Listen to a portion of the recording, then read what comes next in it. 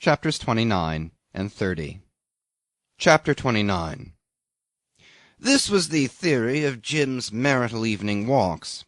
I made a third on more than one occasion, unpleasantly aware every time of Cornelius, who nursed the aggrieved sense of his legal paternity, slinking in the neighbourhood with that peculiar twist of his mouth, as if he were perpetually on the point of gnashing his teeth.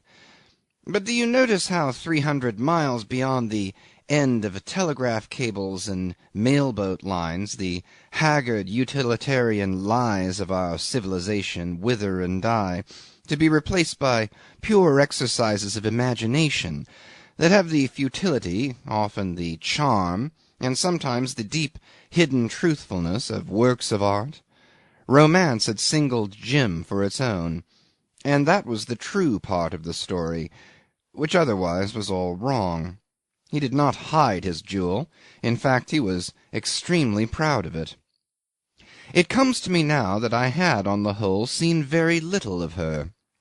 What I remember best is the even olive pallor of her complexion, and the intense blue-black gleams of her hair, flowing abundantly from under the small crimson cap she wore far back on her shapely head. Her movements were free, assured, and she blushed a dusky red. While Jim and I were talking she would come and go with rapid glances at us, leaving on her passage an impression of grace and charm and a distinct suggestion of watchfulness. Her manner presented a curious combination of shyness and audacity. Every pretty smile was succeeded swiftly by a look of silent repressed anxiety, as if put to flight by the recollection of some abiding danger. At times she would sit down with us, and, with her soft cheek dimpled by the knuckles of her little hand, she would listen to our talk. Her big clear eyes would remain fastened on our lips as though each pronounced word had a visible shape. Her mother had taught her to read and write. She had learned a good bit of English from Jim, and she spoke it most amusingly, with his own clipping, boyish intonation. Her tenderness hovered over him like a flutter of wings. She lived so completely in his contemplation that she had acquired something of his outward aspect, something that recalled him in her movements, in the way she stretched her arm, turned her head, directed her glances. Her vigilant affection had an intensity that made it almost perceptible to the senses. It seemed actually to exist in the ambient matter of space, to envelop him like a peculiar fragrance, to dwell in the sunshine like a tremulous, subdued, and impassioned note. I suppose you think I am too romantic, but it is a mistake. I am relating to you these sober impressions of a bit of youth, of a strange, uneasy romance that had come in my way. I observed with interest the work of his, good fortune. He was jealously loved, but why she should be jealous, and of what, I could not tell. The land, the people, the forests were her accomplices, guarding him with vigilant accord, with an air of seclusion, of mystery, of invincible possession. There was no appeal, as it were. He was imprisoned within the very freedom of his power, and she, though ready to make a footstool of her head for his feet, guarded her conquest inflexibly, as though he were hard to keep. The very Tamb-Itam, marching on our journey upon the heels of his white lord, with his head thrown back, truculent and beweaponed like a janissary, with kriss, chopper, and lance, besides carrying Jim's gun, even Tamb-Itam allowed himself to put on the airs of uncompromising guardianship, like a surly, devoted jailer ready to lay down his life for his captive. On the evenings when we sat up late, his silent, indistinct form would pass and repass under the veranda with noiseless footsteps, or lifting my head I would unexpectedly make him out standing rigidly erect in the shadow. As a general rule he would vanish after a time without a sound, but when we rose he would spring up close to us as if from the ground, ready for any orders Jim might wish to give. The girl, too, I believe, never went to sleep till we had separated for the night. More than once I saw her and Jim through the window of my room come out together quietly and lean on the rough balustrade, two white forms very close, his arm about her waist, her head on his shoulder.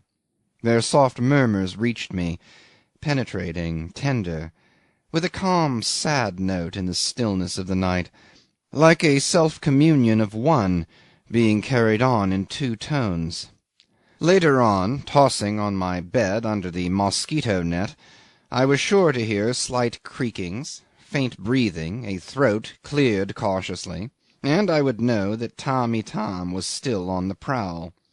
Though he had, by the favour of the white lord, a house in the compound, had taken wife, and had lately been blessed with a child, I believe that, during my stay at all events, he slept on the verandah every night.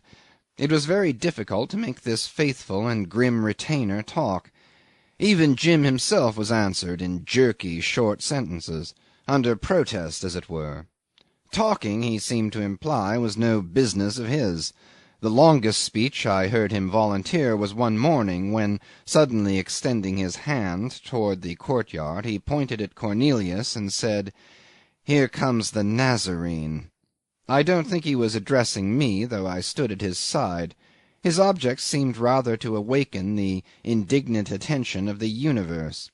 Some muttered allusions, which followed, to dogs and the smell of roast meat, struck me as singularly felicitous. The courtyard, a large square space, was one torrid blaze of sunshine, and bathed in intense light Cornelius was creeping across in full view, with an inexpressible effect of stealthiness, of dark and secret slinking. He reminded one of everything that is unsavoury. His slow, laborious walk resembled the creeping of a repulsive beetle, the legs alone moving with horrid industry while the body glided evenly. I suppose he made straight enough for the place where he wanted to get to, but his progress with one shoulder carried forward seemed oblique. He was often seen circling slowly amongst the sheds as if following a scent, passing before the verandah with upward stealthy glances, disappearing without haste round the corner of some hut. That he seemed free of the place demonstrated Jim's absurd carelessness or else his infinite disdain, for Cornelius had played a very dubious part, to say the least of it, in a certain episode which might have ended fatally for Jim. As a matter of fact, it had redounded to his glory, but everything redounded to his glory, and it was an irony of his good fortune that he, who had been too careful of it once, seemed to bear a charmed life. You must know that he had left Doramin's place very soon after his arrival, much too soon, in fact, for his safety, and of course a long time before the war. In this he was actuated by a sense of duty. He had to look after Stein's business, he said, hadn't he? To that end, with an utter disregard of his personal safety, he crossed the river and took up his quarters with Cornelius. How the latter had managed to exist through the troubled times I can't say. As Stein's agent, after all, he must have had Doramin's protection in a measure, and in one way or another he had managed to wriggle through all the deadly complications, while I have no doubt that his conduct, whatever line he was forced to take, was marked by that abjectness which was like the stamp of the man. That was his characteristic. He was fundamentally and outwardly abject, as other men are markedly of a generous, distinguished, or venerable appearance. It was the element of his nature which permeated all his acts and passions and emotions. He raged abjectly, smiled abjectly, was abjectly sad. His civilities and his indignations were alike abject. I'm sure his love would have been the most abject of sentiments, but can one imagine a loathsome insect in love? And his loathsomeness, too, was abject, so that a simply disgusting person would have appeared noble by his side. He has his place neither in the background nor in the foreground of the story. He is simply seen skulking on its outskirts, enigmatical and unclean, tainting the fragrance of its youth and its naiveness. His position in any case could not have been other than extremely miserable, yet it may very well be that he found some advantages in it. Jim told me he had been received at first with an abject display of the most amicable sentiments. "The fellow apparently couldn't contain himself for joy," said Jim with disgust. "He flew at me every morning to shake both of my hands. Confound him! But I could never tell whether there would be any breakfast. If I got 3 meals in 2 days I considered myself jolly lucky, and he made me sign a chit for $10 every week. Said he was sure Mr. Stein did not mean him to keep me for nothing. Well, he kept me on nothing as near as possible, put it down to the unsettled state of the country, and made as if to tear his hair out, begging my pardon 20 times a day, so that I had at last to entreat him not to worry. It made me sick. Half the roof of his house had fallen in, and the whole place had a mangy look, with wisps of dry grass sticking out, and the corners of broken mats flapping on every wall. He did his best to make out that Mr. Stein owed him money on the last 3 years' trading, but his books were all torn, and some were missing. He tried to hint that it was his late wife's fault. Disgusting scoundrel! At last I had to forbid him to mention his late wife at all. It made Jewel cry. I couldn't discover what became of all the trade goods. There was nothing in the store but rats, having a high old time amongst a litter of brown paper and old sacking. I was assured on every hand that he had a lot of money buried somewhere, but of course I could get nothing out of him. It was the most miserable existence I led there in that wretched house. I tried to do my duty by Stein, but I had other matters to think of. When I escaped to Doremi, old Tunku Along got frightened and returned all my things. It was done in a roundabout way, and with no end of mystery, through a Chinaman who keeps a small shop here. But as soon as I left the Bugis quarter and went to live with Cornelius, it began to be said openly that the Rajah had made up his mind to have me killed before long. Pleasant, wasn't it? And I couldn't see what there was to prevent him if he really had made up his mind. The worst of it was, I couldn't help feeling I wasn't doing any good for either for Stein or for myself. Oh, it was beastly, the whole 6 weeks of it. Chapter 30. He told me further that he didn't know what made him hang on, but of course we may guess. He sympathized deeply with the defenceless girl at the mercy of that mean, cowardly scoundrel. It appears Cornelius led her an awful life, stopping only short of actual ill usage, for which he had not the pluck, I suppose. He insisted upon her calling him father, and with respect too, with respect, he would scream, shaking a little yellow fist in her face. I am a respectable man, and what are you? Tell me, what are you? You think I am going to bring up somebody else's child and not be treated with respect? You ought to be glad I let you. Come, say yes, father. No? You wait a bit. Thereupon he would begin to abuse the dead woman, till the girl would run off with her hands to her head. He pursued her, dashing in and out and round the house and amongst the sheds, would drive her into some corner where she would fall on her knees, stopping her ears, and then would stand at a distance and declaim filthy denunciations at her back for half an hour at a stretch. Your mother was a devil, a deceitful devil, and you too are a devil, he would shriek in a final outburst.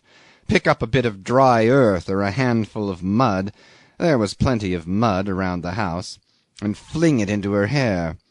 Sometimes, though, she would hold out full of scorn, confronting him in silence, her face sombre and contracted, and only now and then uttering a word or two that would make the other jump and writhe with the sting. Jim told me these scenes were terrible. It was indeed a strange thing to come upon in a wilderness. The endlessness of such a subtly cruel situation was appalling, if you think of it. The respectable Cornelius, Inchi-Nelius, the Malays called him, with a grimace that meant many things, was a much disappointed man. I don't know what he had expected would be done for him in consideration of his marriage, but evidently the liberty to steal, to embezzle, and appropriate to himself for many years and in any way that suited him best the goods of Stein's Trading Company (Stein kept the supply up unfalteringly as long as he could get the skippers to take it there) did not seem to him a fair equivalent for the sacrifice of his honourable name. Jim would have enjoyed exceedingly thrashing Cornelius within an inch of his life. On the other hand, the scenes were of so painful a character, so abominable, that his impulse would be to get out of earshot, in order to spare the girl's feelings. They left her agitated, speechless, clutching her bosom now and then with a stony, desperate face, and then Jim would lounge up and say unhappily, "Now come, really, what's the use? You must try to eat a bit," or give some such mark of sympathy. Cornelius would keep on slinking through the doorways, across the veranda and back again, as mute as a fish, and with malevolent, mistrustful, underhand glances. "I can stop his game," Jim said to her once. "Just say the word." And do you know what she answered? She said, Jim told me impressively, that if she had not been sure he was intensely wretched himself, she would have found the courage to kill him with her own hands. "Just fancy that! The poor devil of a girl, almost a child, being driven to talk like that!" he exclaimed in horror. It seemed impossible to save her, not only from that mean rascal, but even from herself. It wasn't that he pitied her so much, he affirmed. It was more than pity. It was as if he had something on his conscience while that life went on. To leave the house would have appeared a base desertion. He had understood at last that there was nothing to expect from a longer stay, neither accounts nor money nor truth of any sort. But he stayed on, exasperating Cornelius to the verge, I won't say of insanity, but almost of courage. Meantime he felt all sorts of dangers gathering obscurely about him. Doramin had sent over twice a trusty servant to tell him seriously that he could do nothing for his safety unless he would recross the river again and live amongst the Bugis as at first. People of every condition used to call, often in the dead of night, in order to disclose to him plots for his assassination. He was to be poisoned. He was to be stabbed in the bath-house. Arrangements were being made to have him shot from a boat on the river. Each of these informants professed himself to be his very good friend. It was enough, he told me, to spoil a fellow's rest for ever. Something of the kind was extremely possible, nay, probable, but the lying warnings gave him only the sense of a deadly scheming going on all around him, on all sides in the dark. Nothing more calculated to shake the best of nerve. Finally, one night, Cornelius himself, with a great apparatus of alarm and secrecy, unfolded in solemn wheedling tones a little plan wherein for $100, or even for 80, let's say 80, he, Cornelius, would procure a trustworthy man to smuggle Jim out of the river all safe. There was nothing else for it now, if Jim cared a pin for his life. What's $80? A trifle, an insignificant sum, while he, Cornelius, who had to remain behind, was absolutely courting death by this proof of devotion to Mr. Stein's young friend. The sight of his abject grimacing was, Jim told me, very hard to bear. He clutched at his hair, beat his breast, rocked himself to and fro with his hands pressed to his stomach, and actually pretended to shed tears. "Your blood be on your own head," he squeaked at last, and rushed out. It is a curious question how far Cornelius was sincere in that performance. Jim confessed to me that he did not sleep a wink after the fellow had gone. He lay on his back on a thin mat spread over bamboo flooring, trying idly to make out the bare rafters, and listening to the rustlings in the torn thatch. A star suddenly twinkled through a hole in the roof. His brain was in a whirl. But nevertheless it was on that very night that he matured his plan for overcoming Sherif Ali. It had been the thought of all the moments he could spare from the hopeless investigation into Stein's affairs, but the notion, he says, came to him then all at once. He could see, as it were, the guns mounted on the top of the hill. He got very hot and excited lying there. Sleep was out of the question more than ever. He jumped up and went out barefoot on the veranda. Walking silently, he came upon the girl, motionless against the wall, as if on watch. In his then state of mind it did not surprise him to see her up, nor yet to hear her ask in an anxious whisper where Cornelius could be. He simply said he did not know. She moaned a little and peered into the campong.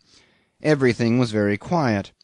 He was possessed by his new idea, and so full of it that he could not help telling the girl all about it at once. She listened, clapped her hands lightly, whispered softly her admiration, but was evidently on the alert all the time.